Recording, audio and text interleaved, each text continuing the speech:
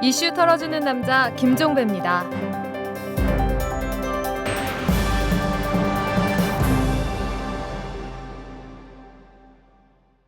여러분 안녕하십니까? 11월 6일 수요일에 보내드리는 이탈남입니다.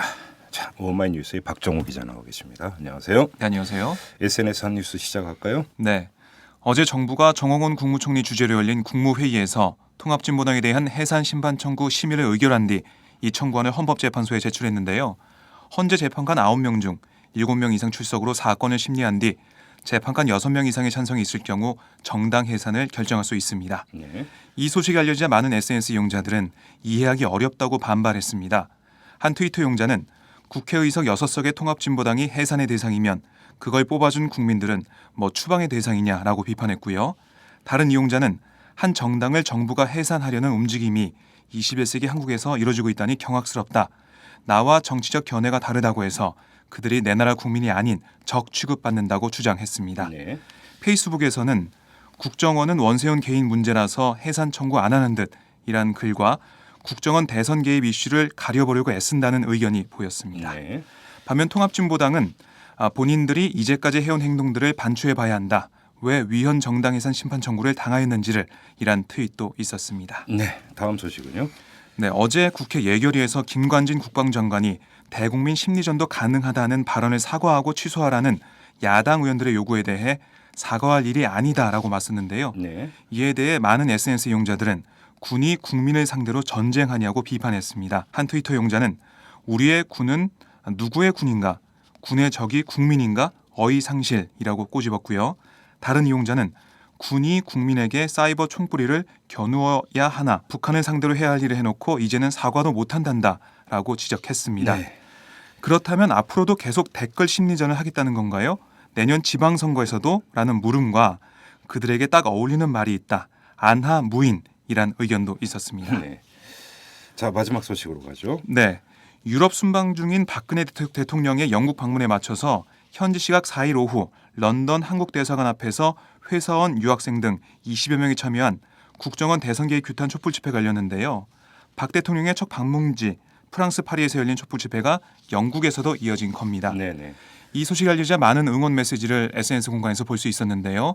무한 지지합니다. 끝내 포기할 수 없는 이 나라의 민주주의, 결의의 굳센 의지 등의 의견이 보였고요. 저 먼 영국 땅에서 이 나라의 민주주의를 걱정하시는데 이 땅에서 난 뭐하고 있나 라는 트윗과 국내에 있는 우리 국민이 부끄럽네요. 너무 고맙습니다. 라는 글도 있었습니다. 알겠습니다. 오늘 전해주신 소식 가운데 이 통합진보당 해산심판 청구권은 잠시 후 탈탈 인터뷰에서 털어보도록 하겠습니다. 수고하셨습니다. 네, 고맙습니다. 네. 분노와 절망의 시대, 우울증 치료제가 필요하세요? 정치 때문에 시민들이 웃는 그런 세상을 바라세요? 변화하는 서울과 서울 시민의 삶. 정치가 즐거울 수 있다는 희망의 증거를 만나보세요. 오윤호가 묻고 박원순이 답하다. 정치의 즐거움 오마이북.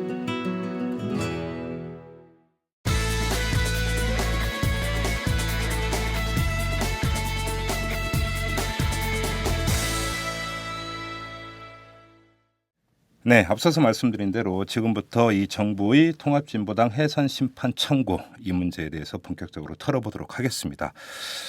도움 말씀 주실 분 전화 연결할 텐데요. 아주대 법학전문대학원의 오동석 교수입니다. 여보세요. 예, 안녕하세요. 오동석입니다. 네네, 안녕하세요. 지금 짚어야 될 게 한두 가지가 아닌 것 같은데 일단 큰 틀에서부터 한번 여쭤보겠습니다. 이 정부는 헌법에 명시되어 있는 민주적 기본 질서를 위배하는 경우는 정당을 해산할 수 있다.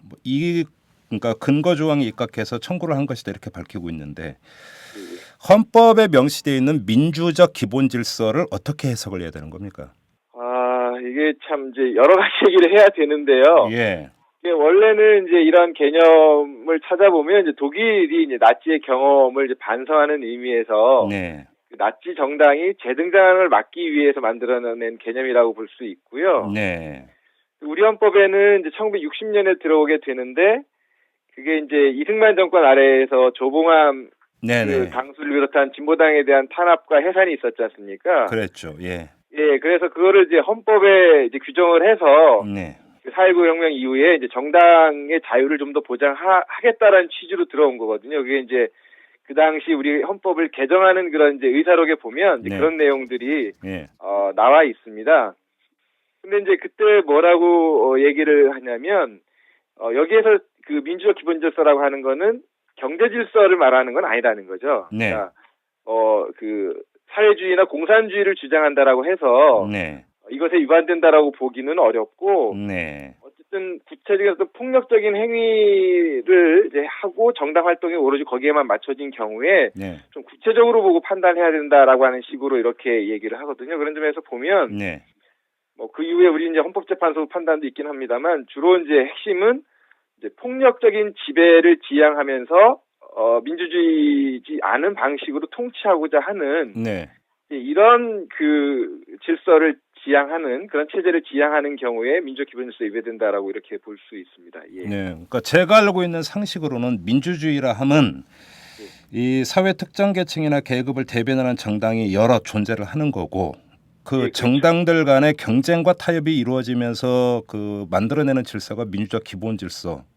예. 원론적으로 저는 그렇게 이해를 하고 있는데, 그러니까 그렇게 본다면 지금 예를 들어서 지금 법무부에서는 무슨 주장으로 하고 있냐면 당 강령에 뭐 민중이 주인되는 세상, 그러면서 뭐 진보적 민주주의를 언급을 했는데 이건 북한의 김일성 주석이 표현한 것이다.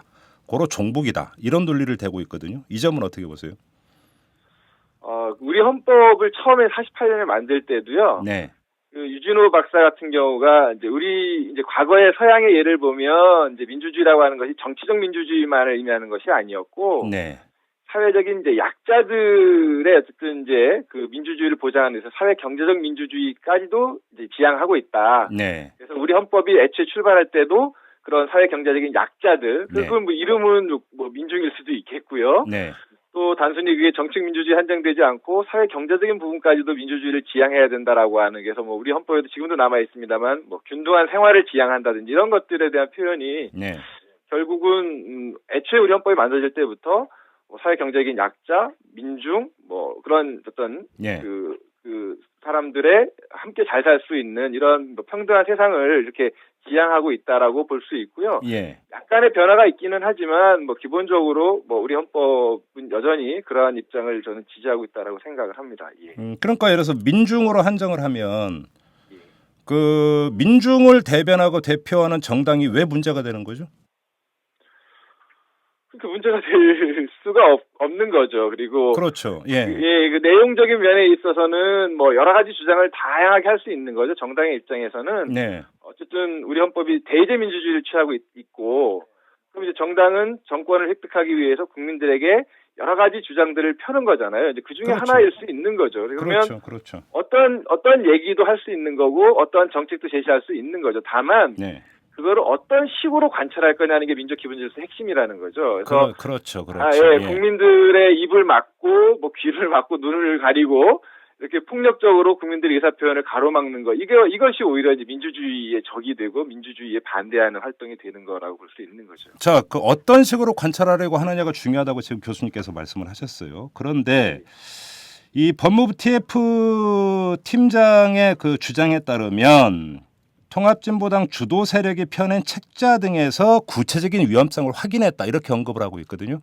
자, 책자나 성명을 통해서 의견을 밝힌 것도 그럼 문제가 되는 겁니까? 그거는 뭐 이제 정당 활동은 헌법에 의해서 이렇게 그 8조에 별도의 규정을 두어서까지 강하게 보장하고 있는 그 제도이지 않습니까? 네. 근데 이제 지금 말씀하셨던 대로 이렇게 뭐 책자나 이런 것을 통해서 어떤 의견을 표명하는 것은 또 다른 한편에 있어서는 그냥 개인이 당연히 가지게 되는 표현의 자유의 내용이지 않습니까? 그렇죠. 이제 그때 이제 흔히 말하는 판단 기준은 명백하고 현존하는 기준이라는 거죠. 그래서 그것이 가지고 있는 위험성이 어쨌든 다른 사람들이 함께 살 수 없을 정도로 용인할 수 없을 정도의 위험성을 내포하고 있고 그것이 지금 당장 그런 위험성이 나타나는 경우여야 되는 거죠. 그렇다라고 한다면 책자에 그것이 있거나 누군가가 말을 한다거나 아니면 내가 이런 생각을 가지고 있다거나 아니면 사람들에게 그걸 적극적으로 이렇게 설득하는 작업을 하는 것은 그 위험성이 있다라고 보기가 어려운 거죠. 그렇죠. 정말 우리가 함께 살 수 없을 정도의 심각한 폭력성을 내포하고 있는 경우에 한정해서만 예.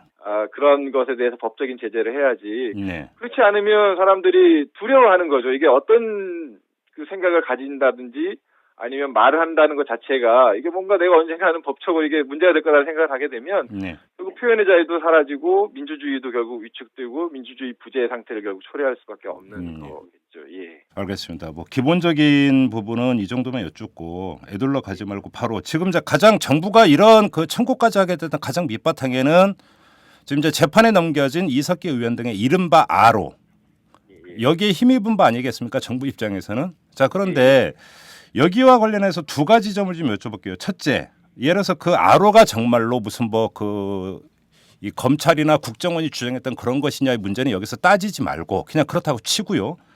아로가 곧 통합진보당이다 이렇게 등치해서 바라볼 수 있는 겁니까?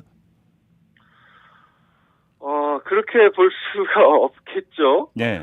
어쨌든 뭐 일단 아로의 실체라고 하는 거는 뭐 말씀하셨던 대로 그건 사실관계는 법적으로 판단되어야 되는 문제이긴 하지만 네.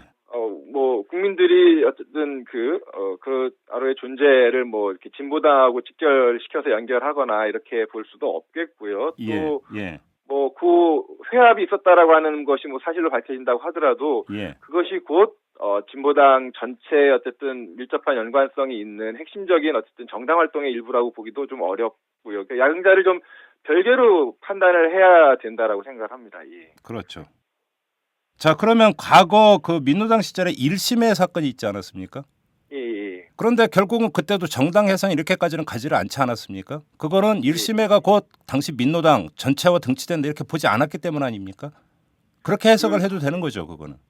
그렇죠. 그거는 어쨌든 별개의 하나의 뭐 조직이든 단체이든의 문제라고 하는 것하고는 별개로 판단을 해서 예. 일단은 그 조직이나 단체에 있는 개인이 있을 거고요. 그렇죠. 그다음에 조직이나 단체가 있을 거고, 그다음에 이제 정당이 있는 거지 않습니까? 이게 서로 다른 차원에 존재하는 문제이기 때문에 네. 각각에 대한 판단 기준을 달리해야 되는 거죠. 그렇죠. 자, 그러면 이 아로와 관련해서 또 하나의 문제는 이거는 지금 법원의 확정 판결이 나오지 않은 거 아닙니까? 이제 재판이 시작이 되고 있는 건데. 딱 그 사실의 확정은 결국은 법원의 확정 판결이 나와야 되는 거 아니겠습니까? 예. 그런데 지금 이런 상태에서 그 해산 심판 청구를 할 수 있는 겁니까? 일단은 이제 그 헌법에 보면 이제 제소할 수 있다라고 되어 있고요. 네. 그거는 어쨌든 조금 전에 우리가 나눴던 논리에 따르게 되면 어쨌든 지금의 재판하고 정당 활동은 일단은 별개의 거라고 볼 수 있잖아요. 예. 그렇다고 한다면 어쨌든 논리적으로는 가능하다고 보겠죠. 형식 논리적으로는 예. 별개의 판단이 가능하다라고 보여지는데요. 예. 다만 문제는 이제 이게 지금 우리가 그전에 나눴던 대로 기본적인 여러 가지 헌법적인 정신에 비추어 보게 되면 네. 과연 그럴 만한 사안이냐라고 하는. 예. 그러니까 그리고 그걸 별개로 놓고 보면 사실은 진보당 자체 활동에서 별다른 징후가 없는 거잖아요. 변화가 없는 거지 않습니까? 그렇죠. 그렇죠. 지난번에 선거를 통해서 약간 국회의원 수가 줄어들긴 했지만, 네. 그리고 여러 가지 당내 뭐 문제를 제기했음에도 불구하고 국민들은 일정한 지지를 보낸 거잖아요. 네. 그러니까 일정한 정당으로서의 자격을 인정한 것이라고 한다면, 예. 정부가 적어도 형식 논리적으로는 제소할 수 있다라고 하는 어떤 재량권을 인정한 것처럼 보이지만, 예. 헌법을 반드시 준수해야 되는 기관, 핵심적인 그 주체가 정부라고 한다면, 예. 이런 걸 판단함에 있어서나 제소함에 있어서 상당히 신중해야 되는 거죠. 그렇죠. 그러니까 자칫 이런 거죠. 어차피 헌재가 결정하니까, 네. 우리는 일단은 어쨌든 조금의 의심이 있으면 하고 본다라고 하는 식은 어쨌든 정당 활동이나 이런 민주주의라는 관점에서 보면 상당히 위험한 발상이 될 수가 있는 거죠. 일종의 어떻게 보면 심하게 말하면 아님 말고식으로 어차피 결정은 헌재가 할 거니까라고 하는 식으로 이렇게 밀어준다라고 하는 것은 좀 신중하게 접근해야 된다는 측면에서는 좀 문제가 있다. 아니 그게 개인도 아니고 정부가 다른 사람도 아니고 정당 해산과 관련해서 아님 말고식으로 한다는 게 말이 안 되는 거잖아요, 사실. 그렇죠. 더군다나 이제 야당의 존재는 사실은 대의제민주주의에서는 핵심이죠. 그렇죠. 그리고 예. 그 다양한 야당이 존재할 때 그 사회가 여러 가지 관점에서의 어쨌든 정치적인 논의를 통해서 균형을 잡아가면서 일정한 어쨌든 그런 그 민주주의 체제를 유지할 수 있는 건 거기 때문에 사실은 네. 야당에 대한 이런 법적인 어떤 잣대를 들이대는 것은 네. 뭐 지금 자체도 애가 납득할 수 없기는 하지만 예. 이런 것이 자칫 어떻게 보면 미리 그죠 사전에 잠재적인 경쟁자라고 할 수 있는 네. 그걸 제거해 나간다는 점에서는 민주주의 틀 자체를 어쨌든 흔드는 것이 될 수가 있는 거겠죠. 오히려 그게 민주적 기본 질서를 해치는 거 아닙니까? 오히려 그게? 예, 그렇게도 뭐 판단할 수 있죠. 오히려 그 다양한 정치적인 세력의 존재라고 하는 것이 우리 예. 사회가 지향하는 헌법이 지향하는 바라고 한다면 그렇죠. 예. 그런 것이 좀 위험할 수 있습니다. 그런데 이제 그런 판단에 대해서 법적으로 이렇게 제재할 수 있는 방법이 없는 거죠. 정부에 대해서요. 예. 근데 그런 것들은 어쨌든 이제 국민들의 여전히 판단과 예. 이런 것들을 좀 존중해야 된다는 점에서는 예. 좀 그 정부의 이런 해산 청구를 한 것은 좀 심각한 헌법적인 어쨌든 그 문제가 어쨌든 있다라고 이렇게 평가할 수 있겠습니다. 자, 법무부에서는 그리고 또 이 그 통합진보당 소속 의원들의 자격 문제도 언급을 했습니다. 자격 상실을 그러니까 그 주장을 했는데 이 점은 어떻게 보세요? 거기에 대해서는 이제 학자들 간에는 여러 가지 이제 논의가 있습니다. 예. 뭐 이렇게 상실을 시킬 수도 있다라고 하고요. 그렇지 않다라고 하는데요. 그러니까 정당 해산이 만약에 결정이 된다고 전제했을 경우죠. 그거는. 예, 그렇죠. 그렇죠. 그렇게 예. 된 경우죠. 그런데 그 경우라고 하더라도 예. 어쨌든 국회의원들은 정당의 대표가 아니라 국민의 대표이지 않습니까? 예. 그런 점에서 보면 정당에 대한 해산의 문제하고 국회의원의 자격 문제는 뭐 입장의 차이는 있겠지만 네. 저 같은 경우는 이제 별개의 문제로 봐야 된다라고 생각을 하는 거죠. 정당은 해산될지언정 예. 국회의원으로서의 자격이나 신분은 예. 그 다음 선거에서 결국 국민들이 판단할 문제다라고.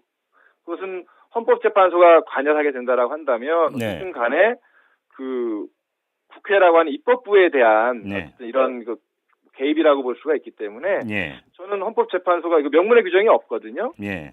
가능한 한 이 문제에 있어서는 조금은 정당 활동을 보장하는 쪽에서 생각을 해보면 네. 그 국회의원의 자격까지 상실시키는 것은 설령 위헌 정당으로 판단이 되는 경우에 있어서도 네. 정당하지 않다고 이렇게 생각을 합니다. 자, 그러면 거기서 의원이 지역구 의원이 있고 비례대표가 있지 않습니까? 그럼 비례대표의 경우는 어떻게 됩니까?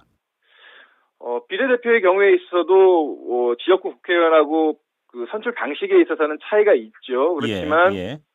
기본적으로 어쨌든 방식이 어쨌든지 간에 예. 국회의원이 되는 순간 전체 국민의 대표가 되는 거거든요. 그러니까 예.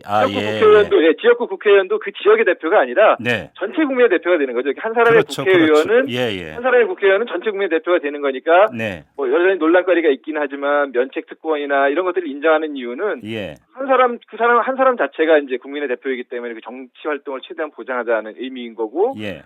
이런 정치 권력의 어쨌든 외압으로부터 네. 좀 이렇게 국민의 입장에서 생각하도록 하는 기회가 되는 거니까요. 그런 예. 점에서 보면 어쨌든 그 지역구나 비례대표나 관계없이 국민의 대표로서의 측면에 있어서 어쨌든 국민의 판단에 맡기는 것이 네. 맞다고 생각합니다. 예.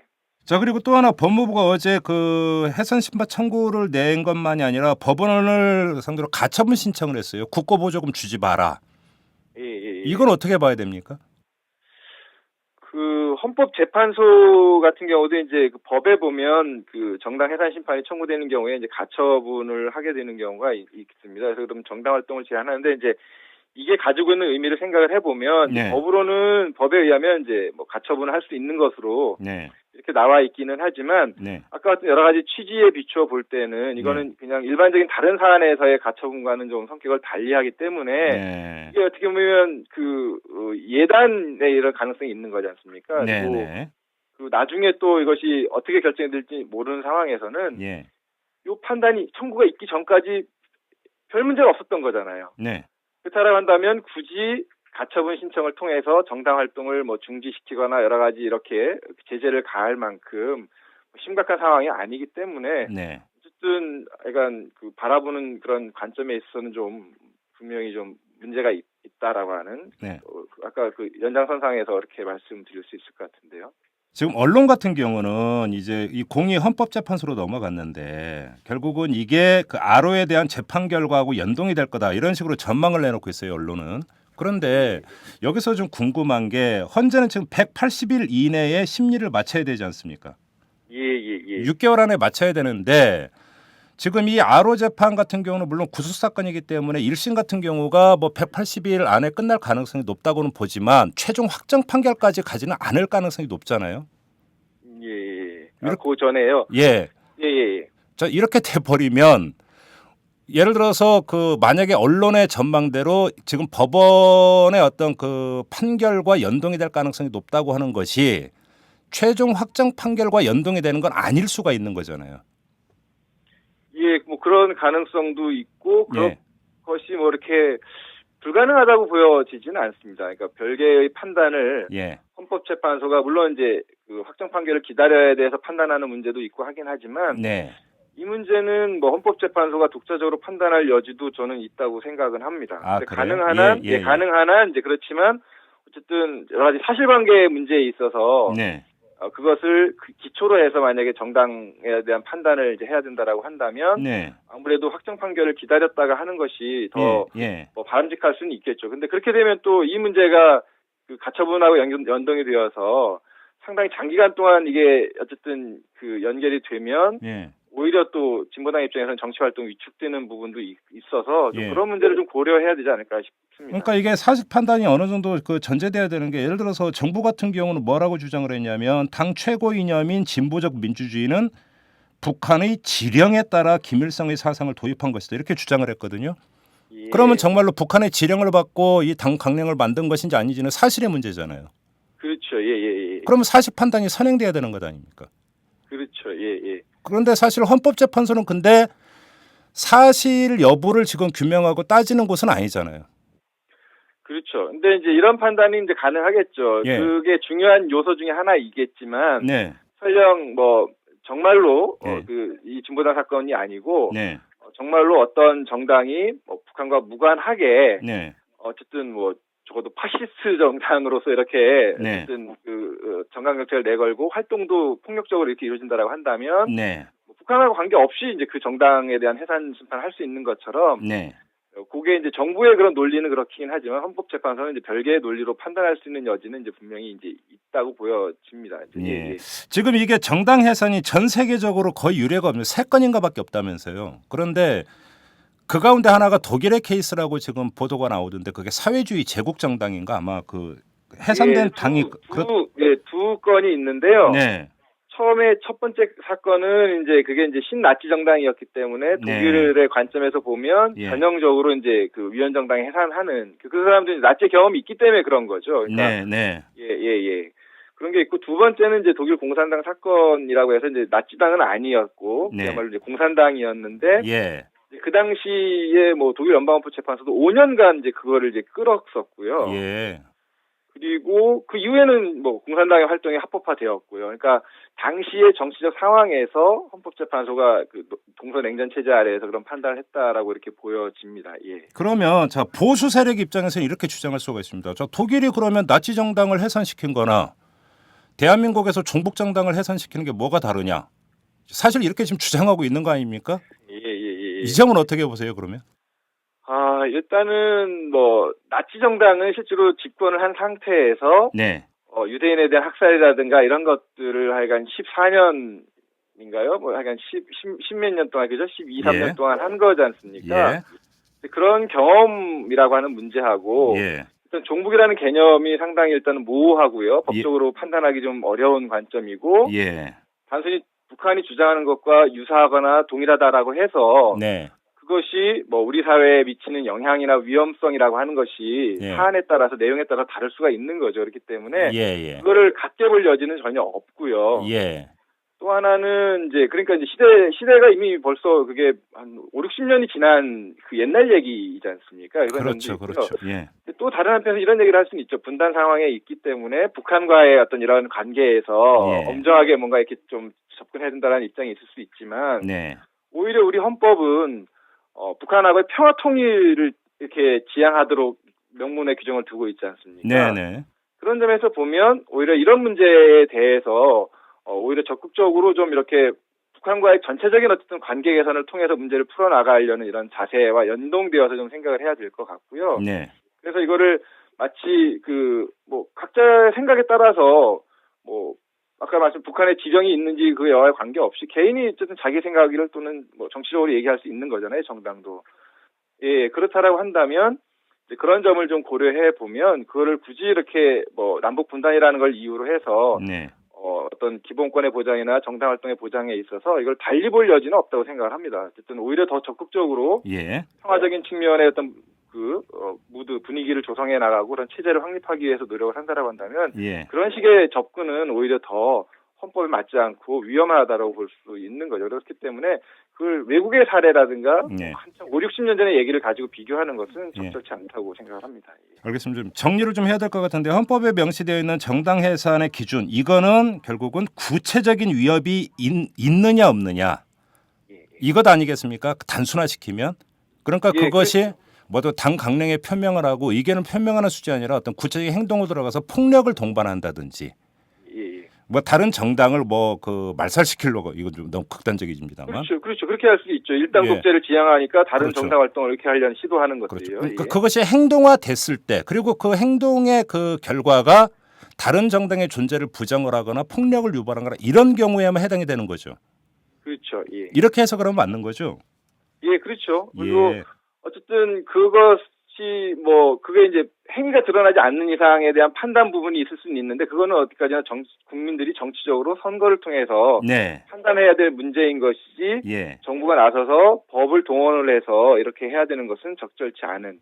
그리고 이 제도가 우리 헌법에 들어온 걸 맥락을 생각을 해보면 오히려 정당 활동을 함부로 탄압당하지 않게 하기 위한 야당이 집권 세력에 의해서 이런 점들을 고려해보면 상당히 신중하고 가능한 한 이 제도를 활용해서는 안 되는 거라는 거를 좀 염두에 둬야 될 것 같습니다. 알겠습니다. 마지막으로 좀 이제 이 절차 문제를 그 법학자가 제기하는 경우도 봤는데 국무회의에서 심의가 돼서 이제 그 청구가 된 건데 이 자리에 박근혜 대통령이 없었고 박근혜 대통령은 지금 그 유럽 순방 중이라 전자결제만 했다. 이 절차에 문제가 있다 이런 주장도 나오던데 이건 어떤 얘기인가요? 우리나라는 대통령제를 취하고 있지 않습니까? 그러니까 최종적인 결정은 대통령에게 권한이 있는 거고요. 물론이죠. 그런데 이제 국무회의 심의를 거치게 하는 이유는 그럼에도 불구하고 중요한 문제들은 다 국무회의 심의를 거치도록 하고 있거든요. 그래서 대통령을 구속하진 않지만 심의를 거치게 하는 이유는 대통령이 이런 결정을 내릴 때, 특히나 이렇게 정치적으로 중요한 결정을 내릴 때는 국무회의에서의 충분한 논의를 듣고 결정을 하라는 의미가 있는 거거든요. 그런 점에서 보면 어쨌든 그 외국에서 그 논의 과정에 참여하지 않고 국무회의에 물론 다른 의견이 있었는지는 모르겠지만 어쨌든 그런 얘기를 충분히 듣고 결정을 하지 않았다는 점에서 그런 점에서 헌법이 그 국무회의 제도를 두고 있고 모든 중요한 결정들을 심의하도록 하는 이런 것에 비춰보면 어쨌든 헌법적으로 어떤 문제 제기를 할 수 있다 이렇게 보는 거겠습니다. 그럼 관행적으로 대통령이 국무회의 참석 않고 총리가 대신 진행하는 경우 되게 많잖아요. 현실적으로. 그럼 그것도 사실은 좀 문제가 있는 거네요. 그렇게 본다면. 그거는 조금은 사안에 따라서 볼 여지가 있는 거죠. 우리가 이제까지 얘기를 나눈 대로 이 문제는 상당히 이제 중요한 문제이고 자칫하면 야당 탄압이다라고 이런 그 견해도 가능한 그래서 상당히 중요한 헌법적인 쟁점이기 때문에 이런 것일수록 더더욱이 대통령이 직접 국무회의에서 어떤 수기 과정을 충분히 거치고 신중하게 접근해야 되고 국민 여론도 판단을 해야 되겠죠. 그죠? 여러 가지 이런 전문가들의 의견도 고려를 해서 판단을 해야 되는데 그 자리에 계시지 않았고 또 이게 어쨌든 TF팀의 법무부 내에서 결정한 것이 곧장 국무회의로 상정이 되는 과정에 있어서 충분히 어쨌든 심도 있는 논의가 없었다는 점에서 보면 어쨌든 좀 그런 문제를 제기하고 있는 거라고 생각이 됩니다. 그렇죠. 마무리를 하다가 하나 더 궁금한 게 생겨서 짧게 이거 헌법재판소에서 해산 심판 청구를 받아들였습니다. 라고 가정을 하면 더 이상 방법이 없는 겁니까? 그 다음에는? 그렇겠죠. 일단은 법적으로는 방법이 없겠죠. 없는 거죠. 그리고 없고, 그렇죠. 그러면 정당은 해산될 것이고, 이제 우리의 그 관련 헌법재판소 법에 보면 이제 대체 정당도 만들 수 없고 동일한 정당명도 사용할 수 없고 하는 여러 가지 제약들이 있습니다. 단 이제 아까 말씀드렸던 국회의원 자격에 대한 문제만은 어쨌든 명시적인 이제 법적인 근거는 없는 상황이고요. 그러니까 대체 정당을 만들 수 없다라는 게 당명 이런 걸 떠나서 구체적인 내용들 비슷한 강령이나 이런 것들을 가진 정당도 안 된다 이렇게 되는 겁니까?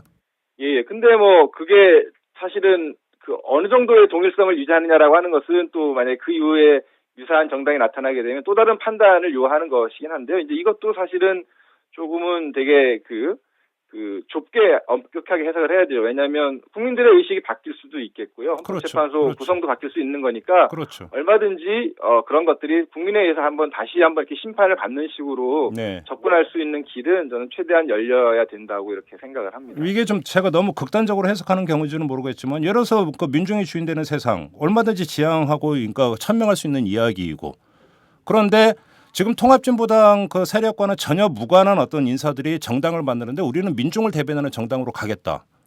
이것도 안 된다. 논리적으로 보면 이런 얘기로까지 해석이 가능한 거잖아요. 그 얘기를.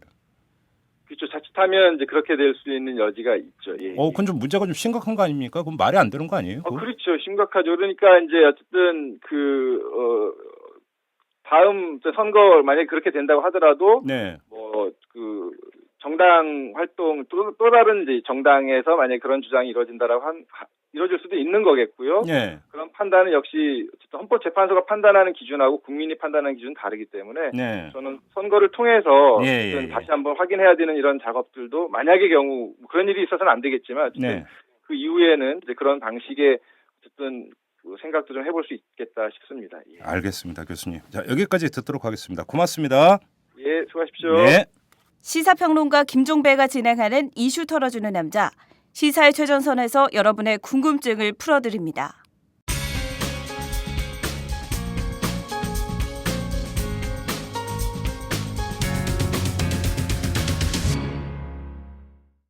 네, 매주 수요일에 보내드리는 방송 수첩 시간입니다. 자, MBC의 이용마 기자 나오셨습니다. 어서 오십시오. 예, 안녕하세요. 네. 또 뭐 자료가 잔뜩 있습니다. 책상 위에 열심히 조사해 오셨어요. 예. 네. 자, 어떤 보도권부터 한번 가볼까요?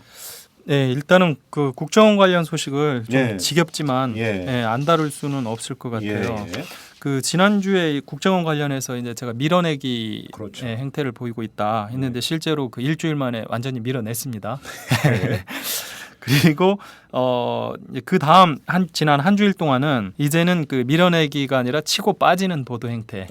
예, 그러니까 이슈가 제기될 때마다 그냥 한번 쫙 다뤄주고 그리고는 이제 빠져버리는 거죠. 의무 방어죠. 예. 이제 마치 없었다는 듯이 예. 그런 식의 보도 행태를 보이고 있는 게 예. 가장 눈에 띄는데요. 예. 한번 쭉 한번 짚어보겠습니다. 지난주 수요일 10월 30일이었죠. 이날 그 원세훈 전 국정원장의 공소장 변경을 법원에서 허가를 했습니다. 그거 큰 사건이었어요. 예, 이거 상당히 큰 건이잖아요. 예. 윤석열 팀장과 조용곤 서울중앙지검장 두 사람이 이 건 때문에 이제 대립을 했다고 봐도 무방할 텐데 사실상 윤석열 팀장 손을 들어준 거잖아요. 그렇죠. 예, 결국 국정원 직원 긴급 체포했고 또 네. 트위터 관련해서 불법 선거운동에 대해서 추가 기소한 것이 이제 윤석열 팀장의 그런 행위가 어떻게 보면 옳았다. 네. 이런 결정을 법원에서 해준 셈인데요. 예.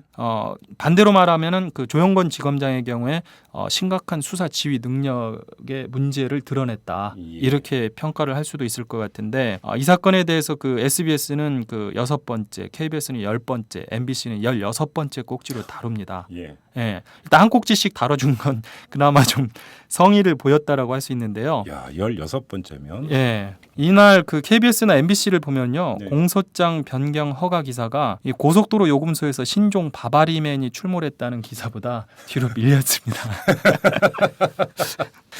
아휴, 예. 이 16번째로 다른 MBC 뉴스를 보면은요. 6번째 꼭지부터 이 찜질방 불가마 폭발, 도심 흉기 화물차, 예. 신종 바바리맨, 예. 차떼기 노점 성행, 예. 마트 사장 깜빡 잊은 물건값 100배 협박, 예. 난동 고교생 흉기 휘둘러, 한국 남자 필리핀 성범죄 1위, 예. 베니키아 호텔들 정부 지원받고 성매매 두 꼭지, 예. 소치 올림픽 준비 김연아, 예. 미백 화장품 천차만별. 예. 이 뒤에 공소장 변경 허가에 관련된 기사가 나옵니다. 네. 예, 그리고 그 뒤로도 뭐 중국 불량식품이네, 뭐 국산새우 인기네 이런 식으로 뭐 거의 정보도 없고 사건 사고성 보도 알아도 그만. 16번째 편집한 게 미백 편집이네. 그 한마디로 이야기하면요, 시청자 수준을 아주 저급하게 본 네. 대표적인 보도 행태가 아닌가 싶어요. 예. 예. 공소장 변경 허가보다 이 신종 바바리맨이 그렇죠. 예, 그리고 이게 예. 이 이슈가 죽을 수가 없잖아요. 예.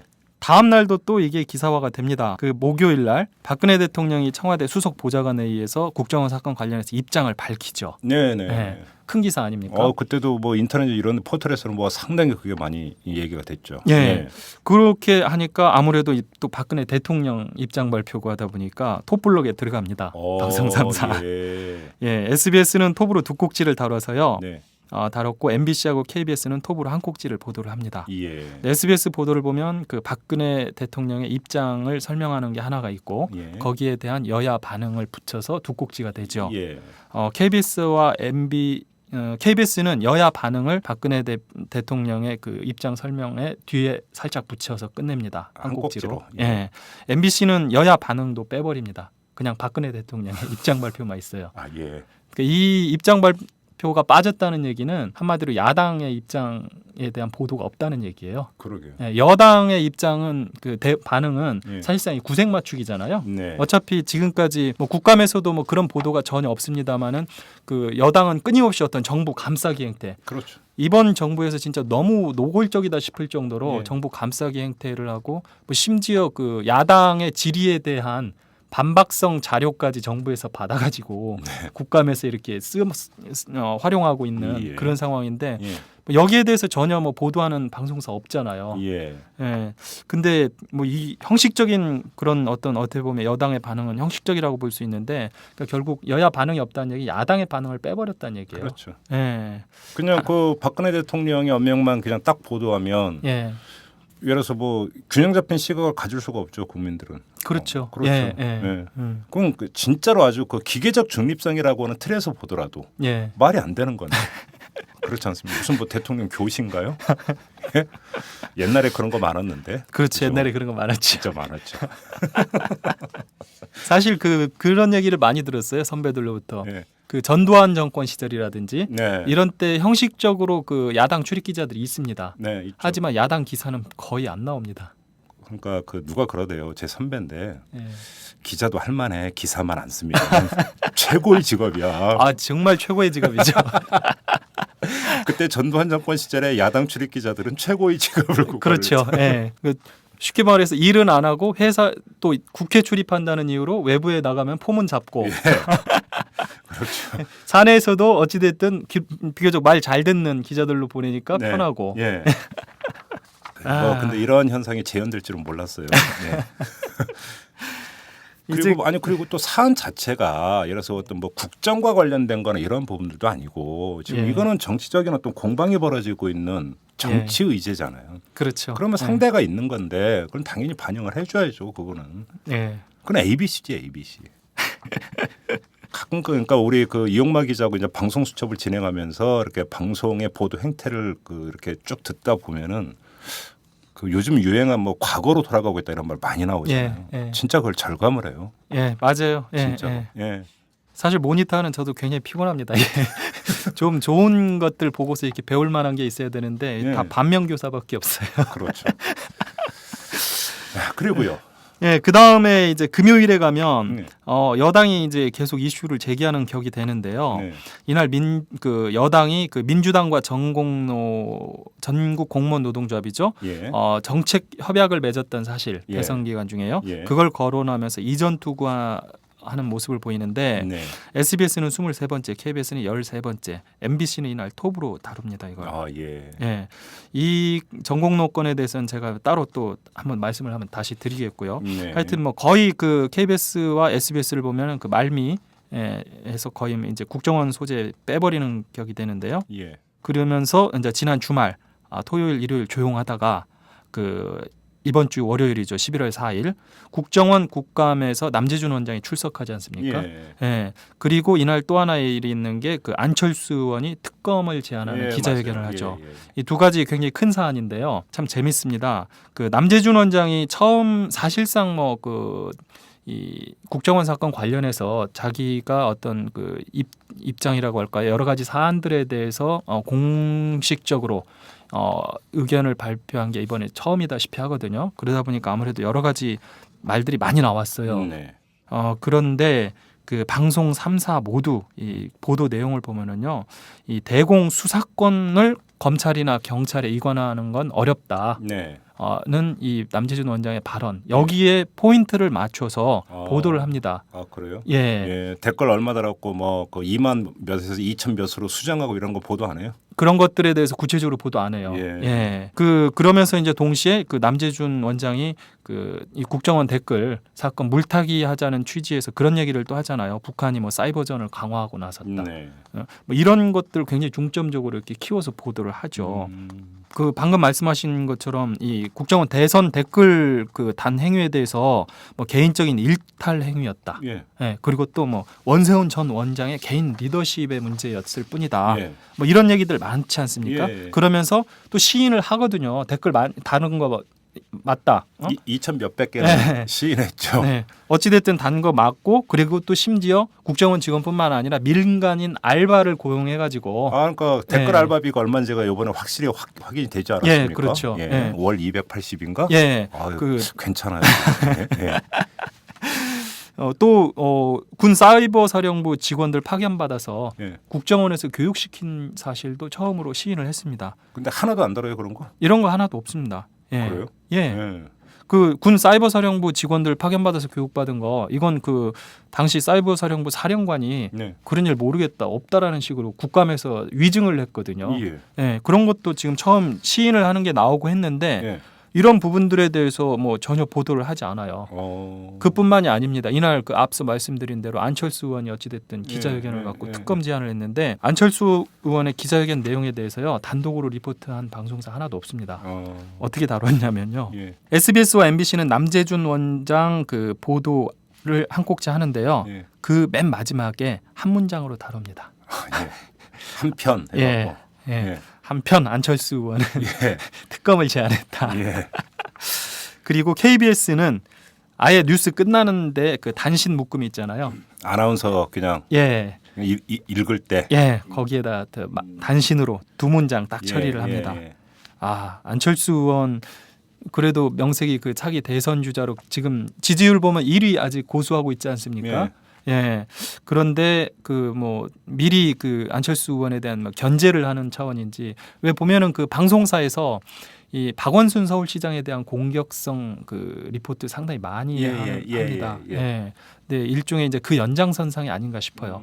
야권의 어떻게 보면 이제 잠룡이라고 부를 수 있는 사람들 예. 가급적이면 그 키워주지 말자. 네. 아마 그런 취지가 있는 게 아닌가 좀 생각이 될 정도로 하여튼 그 지난 한 주 국정원 기사를 보면 이제 그 치고 빠지는 어쩔 수 없죠. 자꾸 튀어나오니까 안 다룰 수는 없고 네. 다루기는 하는데 살짝 다루고 예. 그다음에 또 없었던 듯이 또 넘어가고 예. 이런 정도의 보도 행태만 지금 보이고 있죠. 예. 아까 이제 전공로 얘기도 잠깐 나왔죠. 예. 여기 전공로 부분 어떻습니까? 전공로를 보면은요. 이게 지금 11월 1일 날 그러니까 예. 지난주 금요일 날 새누리당이 처음 제기했는데요. 이게 참 정말 이 굉장히 그 뭐 대표적인 이전 투구라고 할까요? 네. 뭐 물귀신 작전이라는 이런 표현도 나오고 하던데 좀 심각합니다. 네. 새누리당이 뭐 공무원 문제를 이제 부각시키면서 야 국정원이나 군 이런 공무원들만 댓글 달았냐 민주당도 전국 공무원 노동조합이랑 정책 협약을 맺고 네. 공무원 노조가 적극 조직적으로 나서서 댓글 달지 않았느냐라는 식으로 이제 의혹을 제기하면서 물타기를 하는데요. 예. 이날 보도를 보면 MBC가 단연 눈에 띕니다. 그 국정원 관련 뉴스 오랜만에 톱으로 예. 이걸 톱으로 보도를 했는데요. 예. 이 보도 내용을 보면은 그 더 심각한 게요. MBC 같은 경우에는 그 여당의 일방적인 그 의혹 제기잖아요. 예. 일방적인 주장이거든요. 예. 이걸 마치 객관적인 제3자가 의혹 제기를 한 것처럼 보도를 해요. 예. 그 앵커 멘트를 보면은 지난 대선 당시 전국 공무원 노조가 문재인 후보를 지지하는 불법 선거 운동을 했다는 의혹이 제기됐습니다라고 시작을 합니다. 예. 이 문장만 딱 보면 이게 지금 새누리당이 제기한 건지 누가 제기한 건지 그러게요. 몰라요. 예, 그러게요. 예, 마치 객관적인 어떤 제3자가 사실에 근거해서 제기한 의혹 같은데 이제 그 다음에 한 문장 붙입니다. 새누리당은 문 의원 측이 정공로와 정책 협약을 맺고 지지를 얻었다고 주장했습니다. 예. 근데 지금 들어오는 건 첫 번째 문장이 들어오지 그렇죠. 두 번째 문장 안 들어오거든요. 예. 예. 기자의 리포트 내용을 봐도 여당 주장을 마치 사실인 양 뭐 정공로와 민주당이 지난 대선 기간에 정책 협약을 맺었다. 그리고 뭐 공무원 페이스북에 보면은 문재인 후보를 지지하는 글이 올라왔다.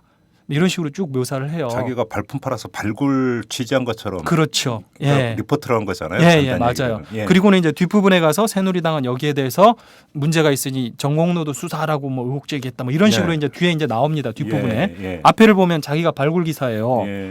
근데 문제는 뭐냐면은 자, 민주당이 그 전국 공무원 노동조합과 정책 협약 맺은 거 사실입니다. 예. 근데 이게 문제가 됩니까? 그러니까 이게 왜 문제인지 설명이 없어요. 예. 사실은 이명박 대통령도 네. 후보 시절에 예. 그 당시 한국노총과 정책 협약을 맺고 예. 그 정책 협약을 맺었고 한국노총이 어찌됐든 이명박 후보에 대해서 그 당시 지지를 선언을 했었고요. 네.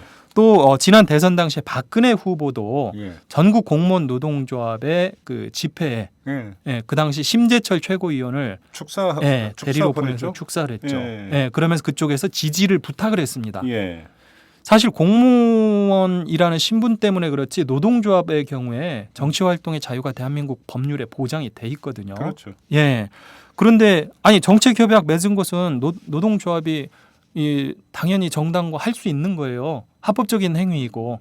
근데 마치 이게 심각한 불법인 것처럼 지금 막 묘사를 하고 있고요. 또 뭐 일부 공무원들이 페이스북에다가 그 문재인 후보 지지하는 글을 올린 건 사실이죠. 네. 뭐 공무원들 중에서도 지지하는 사람과 지지하지 않는 사람이 있을 거니까요. 그런데 이 페이스북 지지 내용을 구체적으로 언급을 해요. 그래가지고 소개를 하면서 마치 그 엄청난 불법을 저지른 것이냐. 근데 이게 이거야말로 국가기관이 전국 공무원 노조가 조직적으로 개입했다는 의혹 같은 그런 근거 같은 거 없어요. 네. 그냥 공무원 한 사람이 올린 글 내용 쭉 소개해주면서 무슨 심각한 문제가 있는 것처럼 이렇게 얘기를 하거든요. 네. 근데 이렇게 다루는 방송사들이 사실은 국정원 댓글 의혹이 제기됐을 때 그 내용 한 번도 소개한 적이 없거든요. 아니 정공로하고 지금 국정원이나 군사이버사령부하고는 성격이 전혀 다른 게 그 국가 권력의 조직과 예산을 써가면서 네. 음지에서 예. 그 대선 공작을 한 것과 공개적으로 정책 협약을 맺은 것이 어떻게 같은 반열에 놓고 이야기가 될 수가 있는 겁니까? 그런데 지금 뭐 그럼 MBC 노조의 예. 이름으로 정책 협약을 한 거잖아요. 그렇죠. 그거는 그잖아요. 예. 말이 안 되죠, 사실. 근데 이게 MBC뿐만 아니라 SBS나 KBS도요. 예. 똑같아요. 예. 50호 100호인데 SBS는 23번째로 다루면서 정공로의 댓글에 대한 여당의 그 뭐 주장, 의혹 제기 이것과 그 야당의 국정원 관련 주장을 반반씩 섞어서 공정한 것처럼 보도를 해요. 그런데 상대 평가를 하면 MBC보다는 훨씬 낫네. MBC는 톱이고 발굴 기사처럼 묘사했는데 SBS는 23번째? 예. 거기다가 맞췄다면서요. 예. MBC이 훨 낫네. 근데 아주 이게 심각한 게요. 예. SBS도 이게 여당의 그냥 일방적인 의혹 제기잖아요. 야당의 주장, 국정 관련 주장은 이게 근거가 있고 그리고 검찰이 기소까지 한 사안이고 예. 뭐 이런 사안을 그냥 똑같이 1대1로 예. 예, 아주 나쁜 공정성이죠. 한마디로 이야기하면 예. 예, 나쁜 중립. 예. 단순한 근거 없는 의혹 제기와 네. 근거 있는 주장을 예. 이렇게 1대1로 대응시켜 버리는. 예. 예. KBS는 어땠는데요? KBS는 13번째 꼭지로 다뤘는데요. 예. 전공로의 SBS는 아예 전공로의 반론조차도 안 다룹니다. 예. KBS는 그나마 SBS보다 좀 나은 게 전공로의 반론. 이거 조직적 댓글이 아니었다. 이런 전공로의 반론도 예. 보도를 합니다. 예. 그나마 좀 낫게 됐죠. 예. 근데 여기서 제가 좀 하나 방송 뉴스를 보면서 이제 신문과 비교를 했을 때 신문은 스트레이트 기사 외에도 해설 기사도 있고 분석 기사도 있고 논설도 있지 않습니까? 예. 근데 방송 같은 경우는 예를 들어서 그러니까 지금 만약에 이게 사안의 성격이 뭐고 본질이 뭐고 어떻게 봐야 되는 거고 이런 것들을 하는데 스트레이트로 담기에는 사실 한계가 있는 측면이 있잖아요. 예. 그잖아요. 예. 이렇게 본다면 기사의 형식이 이런 것들을 바꿔서 어떤 때는 논설의 어떤 형식으로 갈 수도 있고 예. 이렇게 되는데 방송은 그게 되게 좁아요. 예. 그게 공영방송이 갖는 견제되는 공정성 때문이라고 봐야 되는 겁니까? 아니면 방송이라는 매체가 갖는 특성 말이라고는 특성 때문이라고 봐야 되는 겁니까?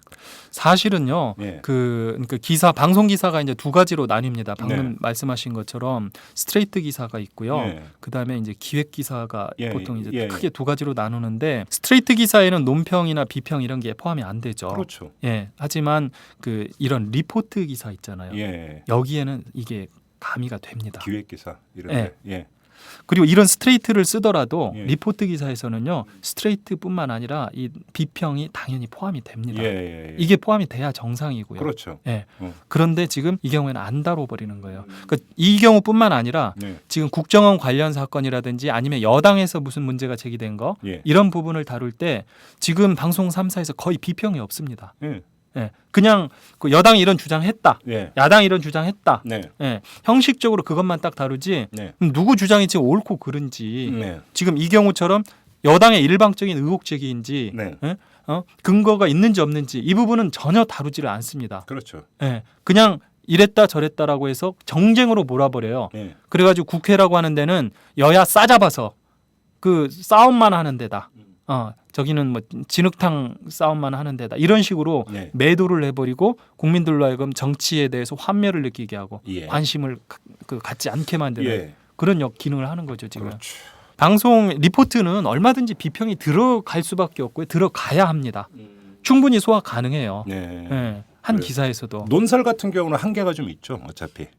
논설의 경우 논평을 하잖아요. 그렇죠, 예. 논평에는 당연히 포함이 훨씬 많이 되죠. 스트레이트보다도 말 그대로 근데 논평이니까요. 메인 뉴스에서 논평이 적극적으로 이렇게 그 반영이 되고 이런가 아예 꼭지나 이런 걸로 반영은 안 되죠. 메인 뉴스에서 꼭지로 반영되는 경우는 별로 없죠. 없죠. 왜냐하면 그거 예. 다루면 시청률 떨어진다라고 해서 그 논평을 단독 그게 꼭지로 다루지는 않아요. 보통. 시청률 때문입니까 또? 예.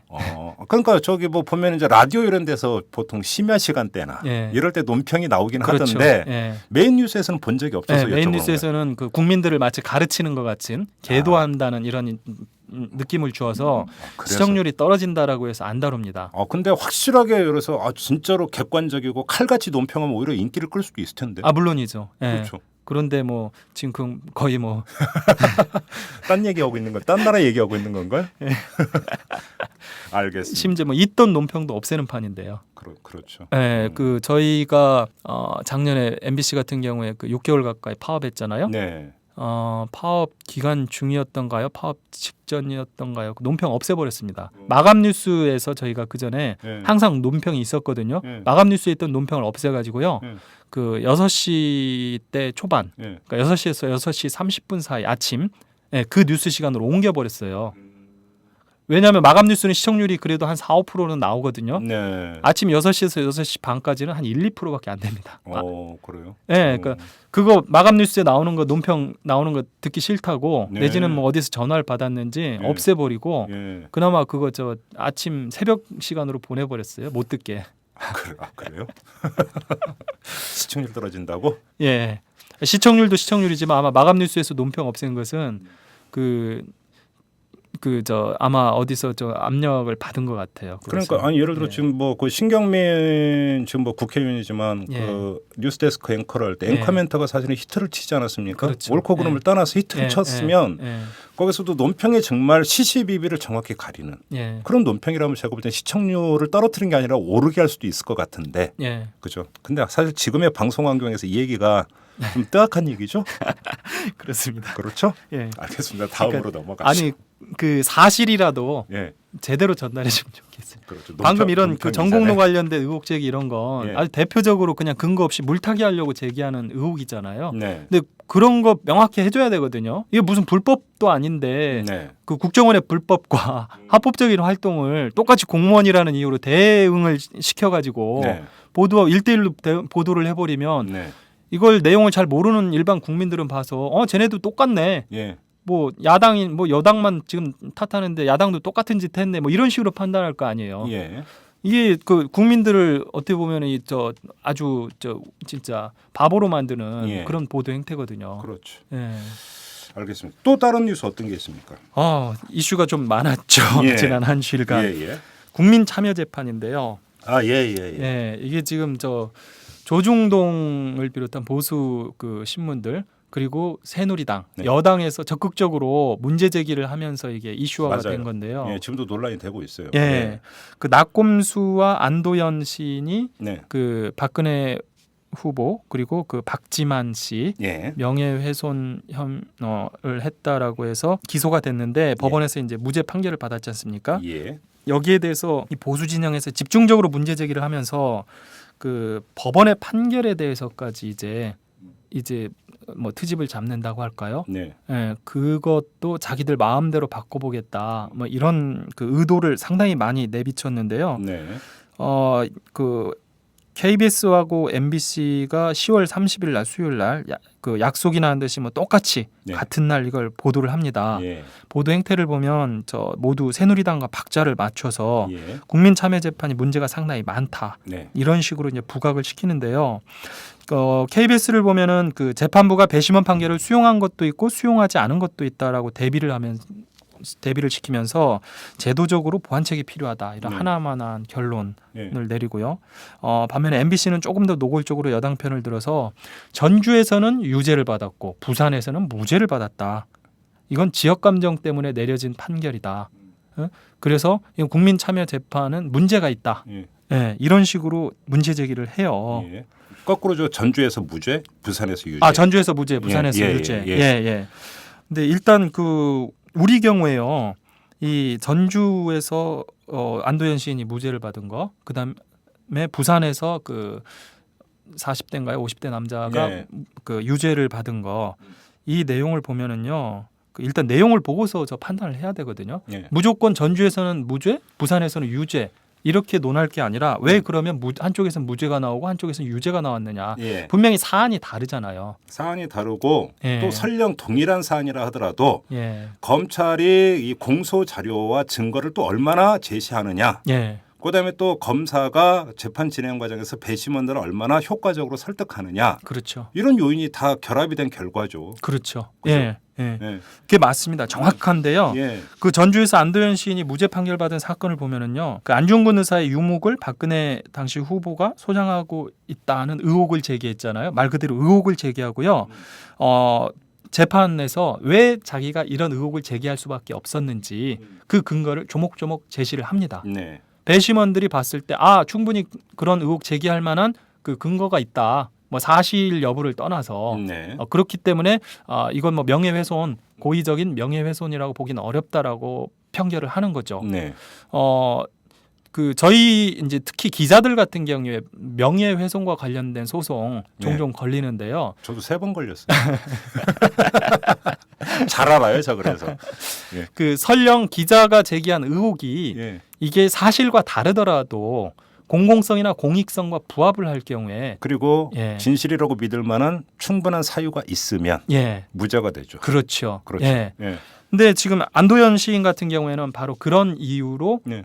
일단 무죄 판결을 받은 거예요. 예. 반면에 이제 부산에서 유죄를 받은 분은 이분한테는 좀 죄송한데 이분이 이제 트위터나 뭐 이런 인터넷을 통해서 뭐 박근혜 후보가 그 최태민 씨와 불륜을 맺어서 혼의 아들이 있다. 뭐 이런 등등의 그 의혹들을 여러 차례에 걸쳐서 올렸어요. 예. 그런데 그러면 자기가 왜 이런 의혹 제기를 했느냐? 예. 여기에 대한 그 근거를 하나도 제대로 제시를 못했습니다. 네. 그러니까 쉽게 이야기해서 그냥 소문으로 도는 것들을 네. 이분은 그 계속 반복해서 올린 거예요. 그렇죠. 그러다 보니까 배심원들이 봤을 때 이건 그 흠집내기를 하려고 일부러 자주 반복해서 올렸다. 그렇죠. 근거도 없이 예. 뭐 그런 취지에 의해서 지금 유죄 판결을 받은 겁니다. 그렇죠. 그런데 마치 이게 무슨 지역 감정에 의해서 부산에서는 박근혜 지지자가 많으니까 네. 그 뭐 유죄가 나왔고 전주에서는 문재인 지지자가 많으니까 뭐 무죄가 나왔다 이런 식으로 지금 완전 국민들을 진짜 이건 바보로 보고 지역 감정에 완전히 사로잡혀서 더 재판조차도 웃기는 게 뭐냐면 그때 새누리당이 주장하기는 당시 대선에서 문재인 그 전북 지역의 문재인 지지율이 86.3%였다. 예, 그리고 그때 문재인 의원이 재판장에 앉아 있었다.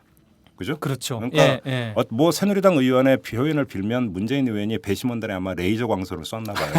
그래서 뭐 영향을 미쳤다. 형광등 100개 아우라. 그렇죠. 뭐 이런 거 같은데 그게 참 웃기는 얘기가 뭐냐면 10개월 전에 대선 때의 민심이 지금 그대로 유지가 돼서 지금도 그러면 전주 시민이 86.3%가 그럼 문재인 의원을 지지하고 있느냐? 예. 지금 각종 여론조사 결과를 보면 전혀 아니거든요. 박근혜 대통령에 대한 지지율도 꽤 높아요. 오히려 박근혜 대통령에 대한 지지율이 더 높아요. 예. 지금 제가 확인해 본 바로는 그러니까 그 숫자 노름도 말이 안 되는 예. 숫자를 갖고 기만하고 있는 논리인 거죠. 예. 근데 그거에 대해서 언론은 뭐 전혀 얘기가 없대요. 나는 그것도 참 희한한 현상이에요. 그것도. 근데 문제는 더 심각한 게 지금 황교안 법무부 장관, 예. 법무부 장관이라는 사람이 예. 이런 그 언론의 문제 제기를 받아서 곧바로 이게 국민참여재판 앞으로 예. 개선하겠다. 예. 쉽게 말해서 정치적인 사건이나 이런 것은 앞으로 국민참여재판 못하게 하겠다는 식으로 네. 지금 나왔잖아요. 근데 이건 제가 이 건을 보면서요 굉장히 심각하게 느낀 게 네. 지금 그 이명박 정부와 박근혜 정부 두 정부를 거치면서 언론이 장악됐죠.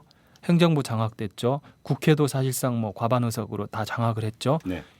그런데 이제 사법부까지 사실상 장악을 하겠다는 취지로밖에는 해석이 안 됩니다. 그렇죠. 왜냐하면 그 사법부는 법관 말 그대로 법관 독립제잖아요. 법관 개개인이 사실 그 판결을 할 수 있는 권한이 있습니다. 그런데 문제는 뭐냐면은요. 자, 그 전에 이 국민참여재판을 도입한 취지 자체가 이 법관들이 이분들이 선출된 권력이 아니잖아요. 그냥 사법고시에 그렇죠. 합격해서 젊은 시절부터 그냥 판사면 판사, 검사면 검사 이렇게 하다 보니까 일반인들의 어떤 법 상식이나 법 감정과 괴리된 불일치한 어떤 판결들을 가끔 내린단 말이에요. 네. 이것은 아니다 싶어서 그런 국민참여재판 같은 걸 통해서 그 국민들의 어떤 법 상식에 맞춰서 판결을 할 수 있도록 해보자라고 해서 도입한 게 이 국민참여재판이거든요. 그런데 이거 지금 거꾸로 가겠다는 거예요. 그렇죠. 일반 법관들에게 다시 판결을 맡기고 정치적 사건에 대해서 그러면 그 법관들은 말은 법관 독립제로 돼 있지만 법관들이 제일 중시하는 것 중에 하나가 인사거든요. 인사. 그렇죠. 예, 인사권을 쥔 사람들이 그 자기 원하는 사람들 안 치는 거잖아요. 네. 중요한 자리에 지금 대법관이라든지 헌법재판관을 보면은 이명박 박근혜 정부를 거치면서 쉽게 말해서 자기들 입맛에 맞는 사람들로 상당 부분이 다 바뀌었습니다. 맞아요. 예, 그분들이 또 뭐 이번에 왜 서울중앙지법원장인가요? 지금 감사원장. 감사원장으로 또 직행해요. 참 이 현상도 참 이게 우리나라 사법부에서는 개탄할 일인데 사실은. 예. 참 뭔가가 아무튼 좀 그래요. 예. 근데 어찌됐든 이런 시스템을 통해서 예. 이제 법관까지도 장악을 해서 그 법관이 자기들 입맛에 맞는 판결을 내리도록 하겠다는 거예요. 이게. 네. 근데 참 그거에 대한 보도가 어떻게 나왔습니까? 지금 전부 다 그 국민참여재판에서 정치적인 사건 빼야 된다라는 거 아니에요. 난 그것도 웃긴 게 정치적이다라고 하는 것에 울타리를 어떻게 칠 건데 도대체? 그러니까 그러면 선거법 위반 사건, 예. 정치자금법 위반 사건 이거는 그러면 빼고 그럼 나머지는 정치적인 사건이 아닙니까? 그러면 그 예를 들려면 지금 저 나열할 게 지금 수십 가지가 있는데 예. 참 그것도 웃기는 거잖아요.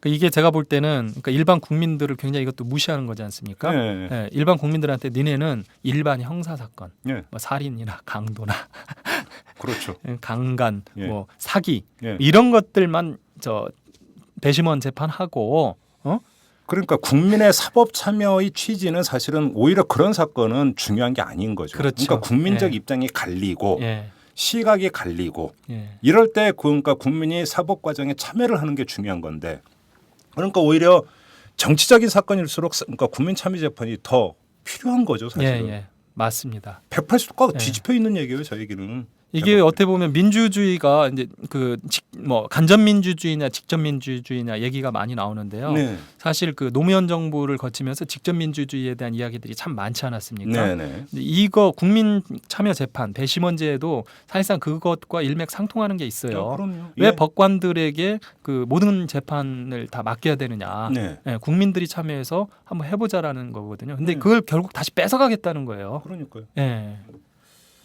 그런데 이제 그게 이제 새누리당이나 이런 쪽에서 주장했던 그러니까 이 정치 세계에 물든 배심원단이 정치적 판결을 하고 있으므로 정치적인 사건은 빼자. 예. 저는 그 시각이 더 정치적인 것 같아요. 그렇지 않습니까? 맞습니다. 예. 오늘 정치 얘기 많이 나옵니다. 자, 그리고 또 어떤 게 있습니까? 그 박근혜 대통령 관련 기사에 순방. 대한 건데요. 예, 순방. 그건 그 지난 주간에 이제 키워드가 밀어내기 예. 아니었습니까? 이거는 밀어 올리기 아닙니까? 맞습니다. 탑볼록으로 밀어 올리기. 제가 그동안요 예. 그 박근혜 대통령 관련된 그 보도 행태, 예. 방송 3사의 보도 행태에 대해서 별로 이야기를 안 했거든요. 예, 맞아요. 예. 왜냐하면은 그 MBC의 경우에는 그 지금 정부 이전에도 대통령 관련 기사는 사실 그 국민들에게 인기가 별로 없습니다. 아, 그렇습니까? 예. 그 예를 들어서 이제 정권 초반에 대통령이 그 굉장히 높은 지지율을 누릴 때, 예를 들어서 그런 개혁 드라이브를 건다. 예, 그렇죠. 예, 그런 때는 그 대통령 관련 기사가 그래도 좀 먹힙니다. 시청률이 나오는데 일반적으로 지지율이 쭉 빠지잖아요. 예. 그러면 시청률에 도움이 전혀 안 됩니다. 채널 돌아갑니까? 그렇죠. 예. 예. 요즘은 이 그 리모컨으로 누르기 때문에 맞아요. 대통령 얼굴을 나오면 바로 돌립니다. 예. 그래서 노무현 정부 시절에도 그랬고요. 예. DJ 정부 시절에도 그랬고 그 대통령 관련된 기사가 나오면 저 후반부에 배치한 게 MBC가 관행적으로 지금 해오던 방식입니다. 아, 예. 이게 그 사실은 박근혜 대통령이 들어선 뒤에도 이 관행이 이건 유지가 됐어요. 아, 그래요? 예. 예. 그 KBS 같은 경우에 탑블럭에 대통령 관련된 기사를 굉장히 많이 내보냈습니다. 예, 저도 본 기억이 예. 있어요. 예. 그래서 뭐 최재천 의원이 지난번 국감 당시에 땡박 뉴스로 돌아갔다. 네, 맞아요. 뭐, 예, 이런 예. 그 예. 문제도 제기하고 그랬었는데 저는 그때 문제를 별로 제기를 안 했던 이유가 MBC는 그런 식으로 뒷부분에 다뤘고 예. SBS는 뭐 중간 정도 MBC하고 KBS하고 비교하면 중간 정도에 이렇게 소화를 하고 그래서 KBS는 약간 그 국가 기관 방송의 냄새가 좀 많이 나잖아요. 네. 그렇기 때문에 방송 한 군데에서 뭐 그 정도 하는 것 정도야 네. 뭐 그렇게 할 수도 있지 뭐 생각을 하고서 그냥 일단 중요하게 안 다뤘거든요. 네. 그런데 이번에 그 박근혜 대통령 순방 관련 기사들을 보면 이건 좀 정도가 지나치다. 예. 어느 네. 정도인데요? 지금 모든 방송 3사가요. 예. 거의 톱블럭에 다루고 있고요. 예. 방송의 양도 굉장히 많습니다. 그래요? 예. 뭐또 한복 입은 거 이런 것도 뭐 보도하고 이러는 겁니까? 이제 한복 관련 기사에 대해서는 워낙 비판이 많아서 그런지 한복 관련된 기사에 대한 그 기사는 그렇게 많지는 않아요. 하지만 그런 그 스케치성 기사, 아, 예. 네, 그거 뭐 굉장히 교민이 환영하고 예. 뭐 이런. 뭐 교민과 어떤 문화 교류, 뭐 문화 행사를 했다든지. 그러면 저 궁금한 게 지금 프랑스 갈 때 그 프랑스에서 시위했었잖아요. 예. 교포들이. 아, 그랬죠. 이번에 영국 가서도 또 했던데 보니까 그 그럼 보도 당연히 그런 건 안 다르죠. 물어보는 제가 예. 행사 위주입니다. 예. 예. 한번 말씀을 드려볼게요. 네. KBS가 일단 제일 심각한데 보면요. 네. 11월 1일에 네. 최초로 다루기 시작하는데 방송 3사가 똑같이요. 네. KBS가 내일 출국한다. 예. 그걸 가지고 한 꼭지 보도를 합니다. 예. 그건 그냥 아나운서 그냥 읽어도 될 것 같아요. 단신 처리해도 돼요. 예. 네 번째입니다. 아, 그게요? 예. 네. 그리고 그 다음 날인 2일 프랑스 언론과 인터뷰를 했죠. 네. 김정은과 만날 수 있다. 예. 이건 다섯 번째로 다룹니다. 예. 이건 뭐 그렇게 할 수 있다라고 쳐요. 예. 그다음에 3일에 파리 도착했다. 이걸 두 꼭지로 보도를 합니다. 네. 그다음에 4일에는 프랑스어로 연설을 했다. 20분간. 이걸 포함해서 역시 두 꼭지를 10번째, 11번째 꼭지로 합니다. 발음은 좋았답니까? 근데?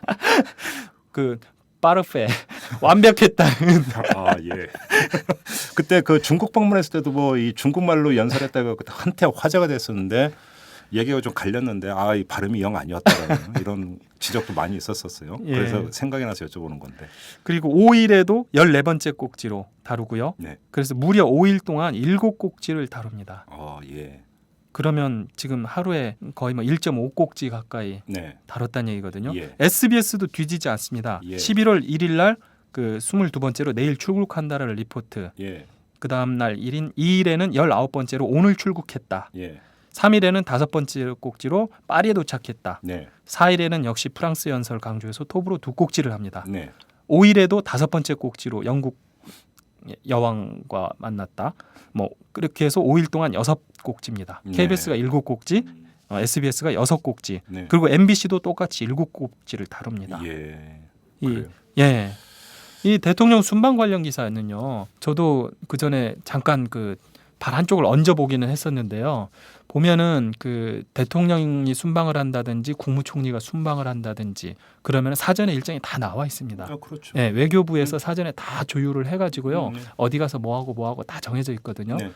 그런데 솔직히 말씀드려서 순방에서 그 나오는 내용들 정상회담을 해서 예를 들어서 한미 간의 정상회담을 해서 뭐 둘 간의 관계를 뭐 동반자 관계로 뭐 하기로 했다, 뭐 격상시켰다 이런 얘기들 하잖아요. 네네. 외교적으로는 의미가 있을지 몰라도 국민들은 동반자 관계가 뭔지도 모르고요. 네. 사실 그렇게 큰 의미가 없으면 일반 국민들한테는 그렇죠. 예.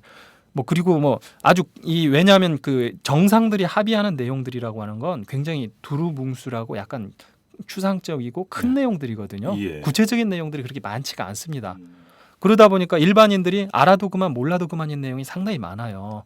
그런데 그런 것들을 가지고 두루뭉실하게 리포트를 순방 나가면 한 꼭지씩은 보통 해주거든요. 네. 근데 이번에 보면 이건 좀 너무 지나친 것 같아요. 아니 뭐 출국 예정이다, 네. 출국했다, 도착했다. 거기에는 사실은 아무런 내용이 없는 아무 거잖아요. 내용 없습니다. 그냥 동선을 알려주는. 그럼요. 거. 예. 청필하다는 거면 맨 말미에 아나운서가 그러니까 단신을 할 때 그때 해주면 되는 거죠. 그렇죠. 예. 물론 대통령이 예를 들어서 정상회담에서 중요한 발언을 했거나 합의를 했다든지 또 언론 인터뷰에서 중요한 발언을 했다면 그건 단독 꼭지로 다루는 걸 누가 뭐라고 하겠습니까? 그렇죠. 예. 그렇잖아요. 전혀 비본질적이고 진짜로 그 격까지밖에 안 되는 그런 것들을 갖다 그렇게 올릴 이유가 뭐가 있어요? 그 대표적인 게 이번에 프랑스어로 20분 동안 연설을 해서 뭐 박수를 받았다. 네. 이 내용 뭐 빤한 거 아닙니까? 예. 그냥 그 순방 관련된 기사 굳이 하고 싶다면 리포트하면서 한 줄 넣으면 돼요. 네. 또 다른 케이스는 이제 그 대통령이 그 프랑스에 갔던가요? 그래서 예전에 자기를 보살펴줬던 네네. 예, 그 할머니 새로 만났다. 예. 아니 그거 그 이산가족 상봉하는 겁니까 이게?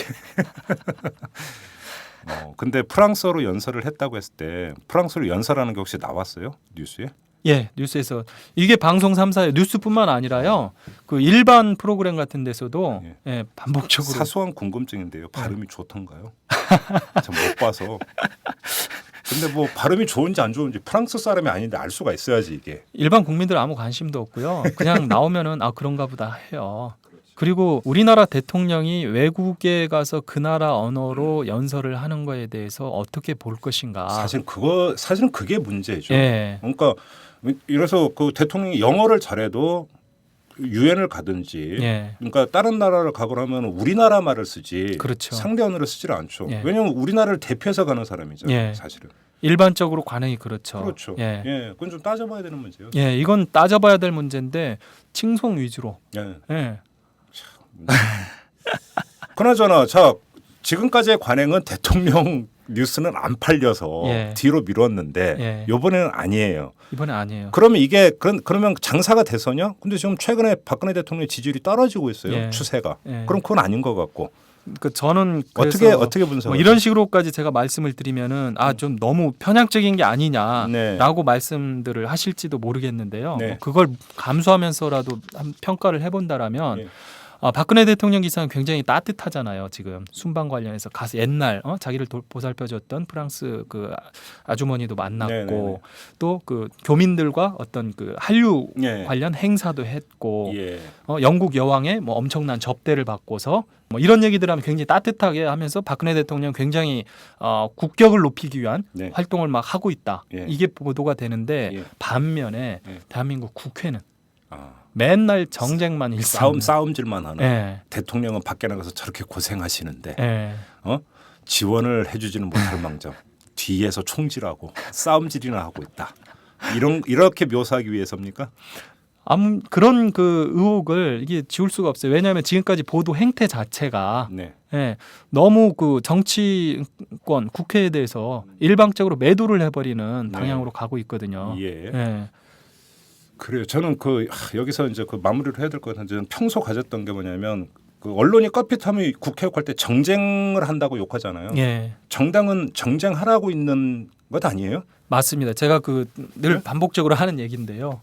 네, 정당의 네. 그 임무 중에 하나는 정쟁을 하는 게 임무예요. 예. 왜냐하면 정당이 특정 사회계층의 이들을 대변하고 대표하기 때문에 그들의 이익과 그러니까 입장을 관철을 시키고 거기서 갈등이 생기고 갈등이 생기면 경쟁하고 싸우고 하는 거죠. 그렇죠. 그게 정당의 네. 역할이죠. 그게. 대신 싸우라고 내보내준 거 아닙니까? 그러니까요, 제 얘기가. 그러니까 국민들끼리 직접 싸우지 말고 네. 대표를 보내가지고 네. 대표들끼리 싸워라. 네. 대신에 주먹 다짐하지 말고 그건 좀 문제가 있죠.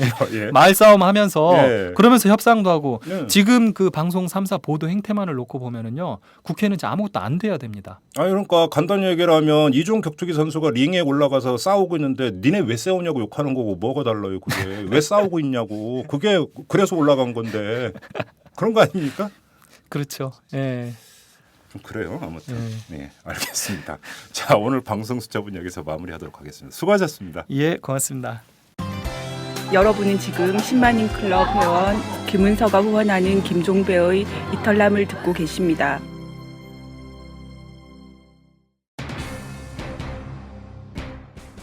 자, 이제 방송을 마무리할 시간인데요. 짧게 한 말씀만 드리겠습니다. 이 통합진보당에 대한 해산 심판 청구, 박근혜 정권이 이걸 어제 국무회의에서 심의 의결했죠. 헌법재판소로 이제 넘어갔는데 그들이 내세운 이유는 민주적 기본 질서를 위배했다라는 겁니다. 그런데 제가 학교에서 배운 민주적 기본 질서와 박근혜 정권이 이야기하는 민주적 기본 질서 간에는 상당한 간극이 있어 보입니다. 그게 무엇인지 아마 이게 앞으로 여론시장에서 두고두고 논란이 될 것 같은데 차제의 민주주의가 무엇인지에 대해서 확고하게 다시 한번 생각을 정립할 수 있는 계기가 된다. 뭐 이렇게 냉소적으로 이야기를 하고 있지는 않습니다. 왜냐하면 그런 것에도 불구하고 현존하는 이 정당 활동에 대한 위협이 너무나 크기 때문인데요. 자, 어떻게 될까요? 그리고 국민 반응은 어떻게 나올까요? 이미 이거에 대해서 물기는 좀 잡히고 있지 않나 이런 생각을 합니다. 오늘 방송 여기서 마무리하겠습니다. 고맙습니다.